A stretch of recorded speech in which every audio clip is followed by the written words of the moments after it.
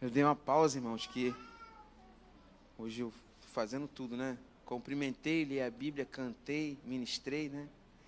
Eu queria trazer uma breve palavra de meditação devocional à vida dos irmãos, que está no livro de 1 Coríntios, capítulo 4, no verso 20.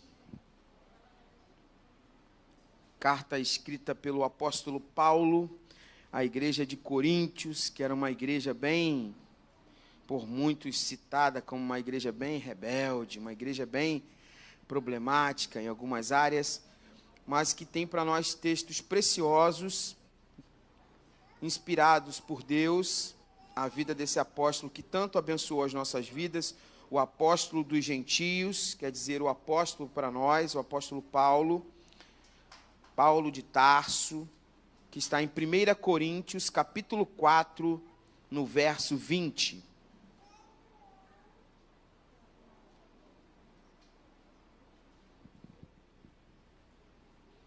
Primeira Coríntios, capítulo 4, verso 20. Pois o reino de Deus não consiste de palavras, mas de poder. Repita comigo esse verso. Pois o reino de Deus não consiste de palavras, mas de poder. Amém, irmãos. O reino de Deus é algo que eu particularmente gosto muito de falar a respeito. Durante muitos anos da minha vida, eu desconhecia esse assunto. Ouvia muitas palavras, mas poucas citações acerca do reino de Deus. O reino de Deus é algo muito importante na vida cristã. Se você, por exemplo, reparar as palavras de Jesus, Jesus tem como característica sempre a citação do reino de Deus. Então, mais do que algumas palavras que às vezes no nosso contexto são muito comuns, a palavra ou acerca do assunto que Jesus mais tratava era acerca do reino. E o reino é algo muito importante quando queremos compreender o nosso tempo aqui nessa terra. Porque João Batista, que preparou o caminho de Jesus, ele já falava acerca do reino. E quando Jesus chega, ele exatamente implementa essa fala. O reino de Deus, ele não chega através só do tempo de Jesus. Desde o Velho Testamento, o Senhor Deus já falava sobre o seu reino. O seu reino é estabelecido de uma forma aqui na terra que essas características nós precisamos compreender. Volta e meia, quando eu tenho dúvidas acerca da vida cristã, eu penso como reino de Deus.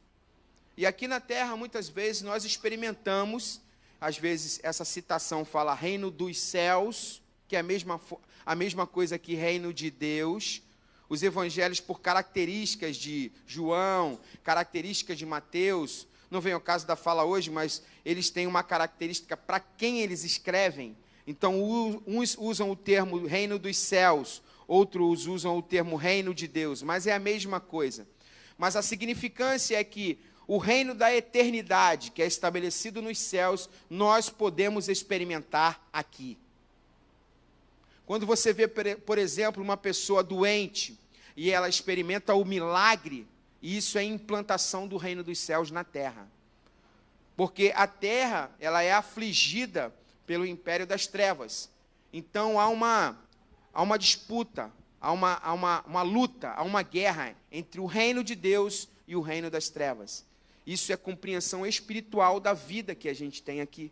Então, muitas influências, muitas discórdias, muitas situações que acontecem aqui, às vezes as pessoas não entendem, porque não compreenderam a manifestação do reino dos céus.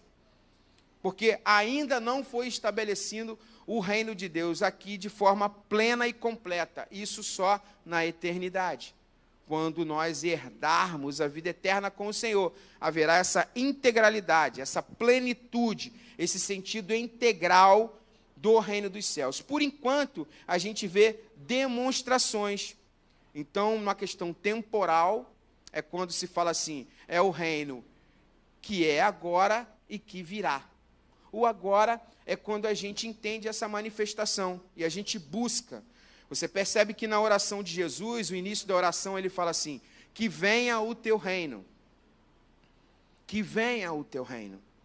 Ele pede para que esse reino se manifeste, o próprio Jesus. Então essa é uma oração que nós devemos sempre estar meditando e falando. Só que essa fala, às vezes quando a gente ouve em algumas circunstâncias, em algumas ocasiões, Paulo é um cara muito inteligente. Se você for ler todo esse contexto, ele está admoestando a igreja. Ele está falando a respeito de algumas atitudes, de algumas maneiras que a igreja de Corinto está procedendo e vivendo. E ao final desse capítulo ele tem essa fala muito bacana, muito bonita, muito preciosa, muito rica acerca do reino. Ele diz que o reino, isso é muito importante, irmãos, eu vou ser breve, mas é uma palavra muito importante. O reino de Deus é que o reino é estabelecido com palavras, é isso? Sim ou não? O reino de Deus consiste em palavras, é isso? Sim ou não, irmãos? Sim, ó, tá vendo como é que é violento? Viu? Viu como é que é violento? O reino de Deus é estabelecido com palavras, sim ou não? Sim ou não, irmãos? O reino de Deus não é estabelecido com palavras. Tem muita gente que vive o reino, vive igreja, e acha que no discurso, na fala do que acredita, estabelece o reino. Mas o reino não é estabelecido em palavras. As palavras, elas refletem uma mudança, uma transformação, uma atitude. O reino de Deus é estabelecido por poder. Poder de Deus. Então nós devemos ficar atentos a isso, porque às vezes as nossas vidas estão sendo estabelecidas por discursos. Às vezes as nossas vidas estão sendo estabelecidas porque eu acho assim, eu penso assim, mas o reino de Deus não é estabelecido assim. O reino de Deus é estabelecido por poder sobrenatural, milagre, transformação, mudança de atitude. Isso, dessa forma que é estabelecido o reino.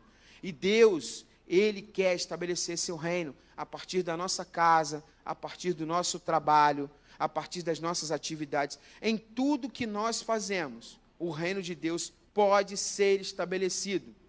Então, quando você tem um olhar sobre aquele mais carente, um amor ao próximo, de tentar entender, atenuar o sofrimento do próximo, quando você muitas vezes engole algumas situações dentro de casa para ter estabelecido sobre o seu lar um princípio do reino de submissão, para você muitas vezes, nas suas conquistas, nas suas realizações, mais do que a sua vaidade, o seu ego, entender uma humildade diante do Senhor, é dessa forma que é estabelecido o reino.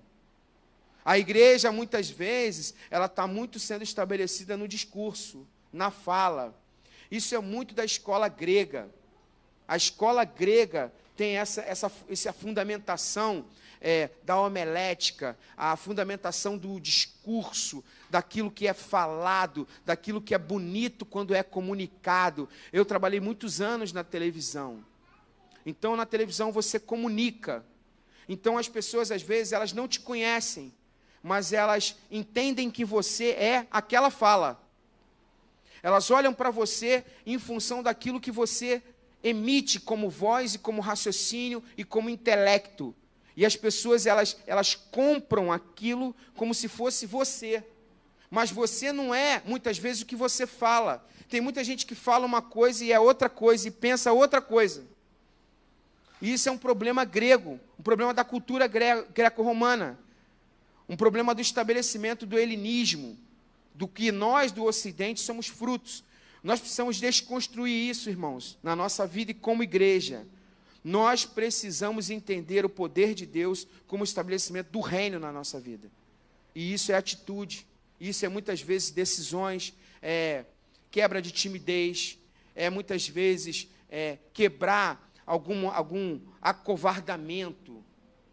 Eu sinto hoje, em caminhar com as pessoas, falar com pessoas, eu sinto uma omissão sobre a vida. As pessoas estão muito enclausuradas num discurso. As pessoas estão encasteladas numa fala.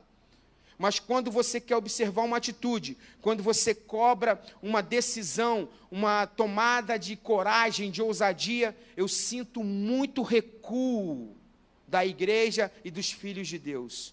Eu sinto muito uma intimidação.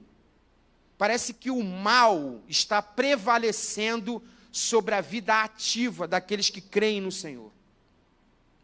Parece que o mal, ele tem uma dominação nesse século e no nosso cotidiano daqueles que, em vez de proclamar com atitudes o reino, estão apenas observando.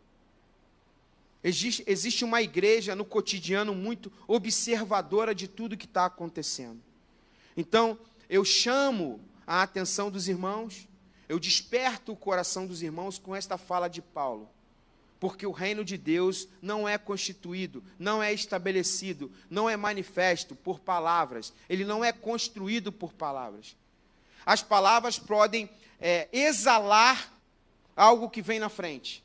E esse algo que vem na frente é poder, é transformação, é atitude, é mudança.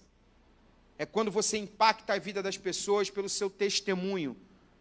Tem uma frase muito antiga que uns atribuem a John Wesley, outros atribuem a Francisco de Assis, que diz assim, o evangelho é para ser vivido, se possível for, eu falo. Assim o reino de Deus. Então, que possamos sermos despertados em atitudes e ações que manifestem o reino de Deus como instrumentos, como embaixadores desse reino nessa terra. Que possamos ser representantes do reino dos céus nessa terra, não apenas na nossa fala, não apenas no nosso intelecto, não apenas no nosso entendimento, mas com poder. E o poder, muitas vezes, requer de nós o exercício da fé. O John Wimber, que é um pastor que eu gosto muito, já falecido, que foi o cara que fundou a Vineyard, ele dizia que devemos viver de maneira sobrenatural, naturalmente. O que isso significa? Que às vezes em ações rotineiras e cotidianas, seja no arrumar do nosso quarto, seja no cuidado da nossa casa, tem manifestação do reino de Deus. Porque uma pessoa que quer falar sobre uma vida ordenada em Deus, que sua casa é bagunçada, parece simples, mas isso é manifestação do reino de forma em atitudes, não é em fala. Tem gente que gosta de falar, ordenar sobre a vida, falar que a vida deve ser organizada, que a vida deve ser submetida ao Senhor, mas quando olha para a casa da pessoa é uma bagunça. Ninguém suporta nem receber uma visita, porque se entrar ali vai ficar com vergonha. Deveria ter vergonha em atitudes ao reino. O reino de Deus é assim. Tem gente que no trabalho tem vergonha de dizer que é cristão. Por quê? Porque não tem um testemunho de vida que seja exemplo, como referência. Isso é atitude. Então o evangelho, ele precisa ser, além de ser falado, além de ser estabelecido com fala, com coisas diferentes e bonitas na internet. Você já viu aquela pregação do YouTube do fulano?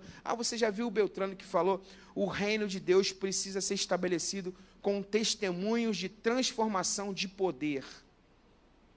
É uma pessoa que está escravizada no álcool, uma pessoa que está escravizada nas drogas, uma pessoa que está escravizada em vício do egoísmo, e ela ser transformada, ser modificada, e ela ser vista como um modelo de transformação. Aquele fulano era desse jeito, mas o poder de Deus modificou aquela vida. O poder de Deus fez com que ela mudasse de atitude. Eu conheço ela desde a infância, sempre teve essa característica. Agora, ela entrou para a igreja, não é porque entrou para a igreja, é porque o poder de Deus, do reino dos céus, estabeleceu na vida dela e ela mudou de atitude. É impressionante.